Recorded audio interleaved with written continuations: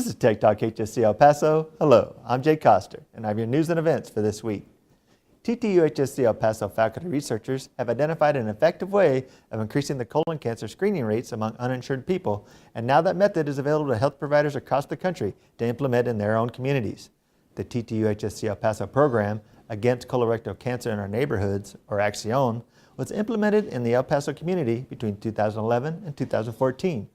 After findings showed that the program was very effective in increasing colorectal cancer screening rates among uninsured people between the ages of 50 and 75, the ACCION program has now been recognized and disseminated by the National Cancer Institute.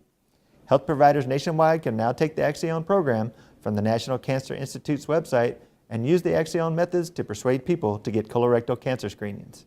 The problem is colorectal cancer screening rates are very low. They tend to hover around 50%, even though the evidence for a benefit is actually one of the highest levels.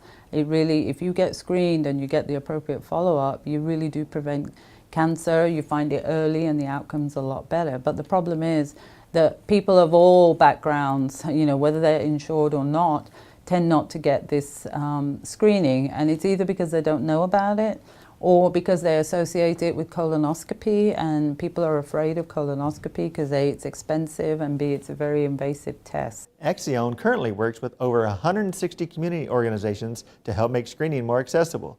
The program brings screening and preventative information to the community in settings such as churches, health fairs, food pantries, low-income housing complexes, community centers, and the clinics serving the uninsured. The NCI has a website devoted to prevention programs that are known to work.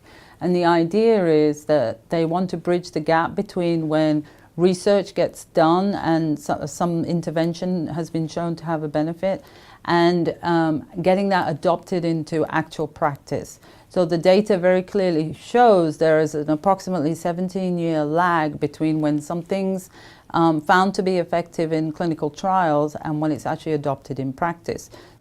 Don't forget, Red Raider Reels begins this Friday. The movies will kick off with Steven Spielberg's Ready Player One, then continue with a new movie every Friday in September. You can find movie event pages and get more information about Red Raider Reels by visiting facebook.com/TTUHSCEP. Guns up, we'll see you next week.